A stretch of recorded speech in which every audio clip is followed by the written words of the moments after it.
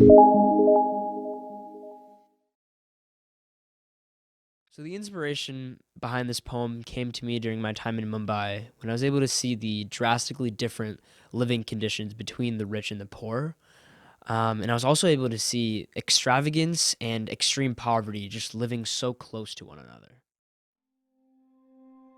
Creeping and crawling, moving into the towns where children's eyes are bawling, slowly and sneaky, it moves like a snake, never tries to give, but always tries to take. Finds its place leaving a mark without a trace as it covertly shifts the world at its own pace.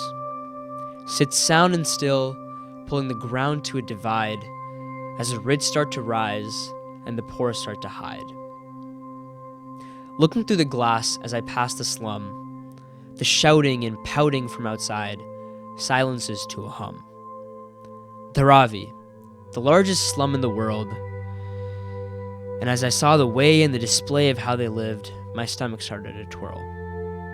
The aromatic smell of Mumbai covered the air, as the people move in commotion without a care.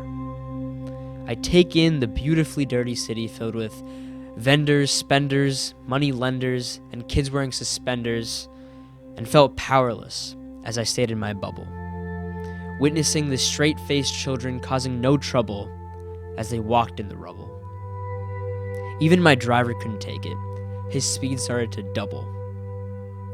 We zoomed past the area, and after just 3 miles, it felt like another world. No more trash piles or forced smiles mixed with dirty, greasy hairstyles. With the image of the slums engraved in my mind, I stared out the window for some distraction to find. I see a building so lavish, so perfectly designed, but as I remember the slums, I felt even more confined.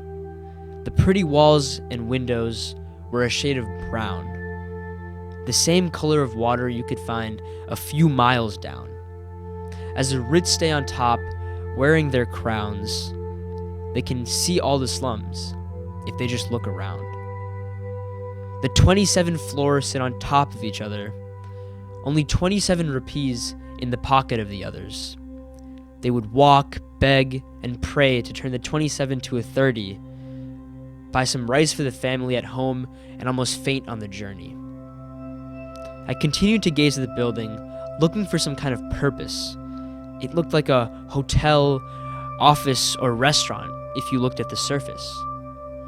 And I pestered my driver with questions, asking who, what, when, and how. And when his answers made sense, my heart dropped. It wasn't a restaurant, or hotel, or office, or a shopping mall, or even some kind of government building. It was a home for one family, just one.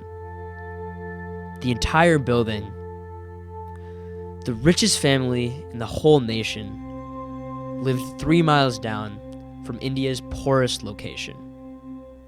A $1 billion home made of fine glass and chrome, right next to the slums made of cheap styrofoam.